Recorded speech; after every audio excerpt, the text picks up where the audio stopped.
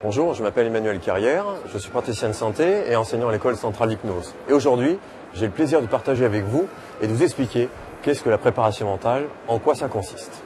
La préparation mentale est importante. Pourquoi est-elle importante? Parce que entre, pour exemple, deux athlètes, c'est celui qui aura le meilleur mental qui gagnera à force identique. La préparation mentale n'est pas que dans le sport, elle est aussi dans la vie de tous les jours. Passer un examen, passer un concours, sur une scène de spectacle, dans la vie de tous les jours, à chaque moment de votre journée. C'est toujours celui qui est mental le plus fort qui l'emportera.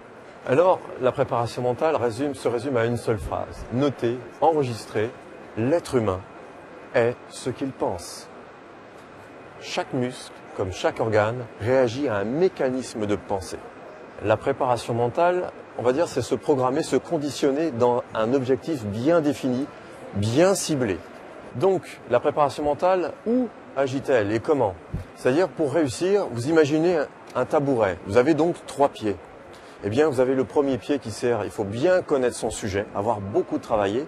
2, être prêt le jour J. Et 3, avoir une micro-part de chance.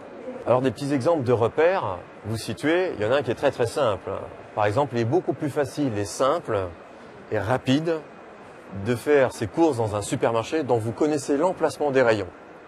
Car si vous allez dans un autre supermarché, on vous largue, vous avez tant de temps à faire, c'est beaucoup plus compliqué. Les repères, on peut en déterminer 4. 4 repères, vous avez comme une chaise à 4 pieds. Et ces repères, les voici. Vous avez 1, vous connaître vous-même.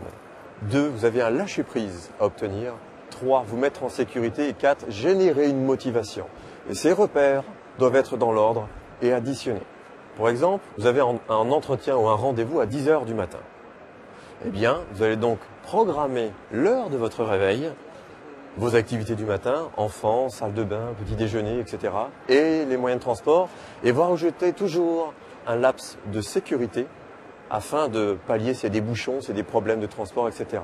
Donc, si vous savez être à l'heure, c'est donc que vous êtes capable de vous préparer mentalement. La préparation mentale, c'est ça.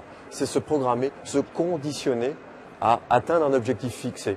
Par exemple, vous allez de Paris à Montpellier, eh bien, vous y allez en voiture, vous allez plusieurs routes, et plus vous aurez de détails, plus vous serez fort parce que vous aurez déjà visualisé, si vous êtes visuel, vous aurez peut-être imaginé les choses pour pouvoir, tiens, je m'arrête à telle heure, on va manger à tel endroit, on fait ceci, on fait cela. C'est-à-dire, plus les choses seront cadrées, plus vous serez fort, plus vous serez puissant. En conclusion, je vais vous résumer la chose suivante. Plus vous avez de repères, plus vous serez fort. Pour exemple, vous êtes face à un adversaire, puisqu'on peut parler de sport, ça parle à tout le monde, ou d'activité physique. Si vous vous connaissez vous-même, vous connaissez l'adversaire, vos chances de victoire sont quasiment énormes. Si vous ne vous connaissez pas vous-même et vous connaissez l'adversaire, vos chances de victoire ou de défaite sont équivalentes. Si par contre vous ne connaissez pas vous-même et vous ne connaissez pas l'adversaire, vous êtes sûr d'être dans la défaite. L'entraînement mental conduit vers la sagesse. Enfin, vous serez capable de choisir le moment d'agir. Voilà ce qu'il y avait à dire sur la préparation mentale, mais retenez surtout programmation, conditionnement.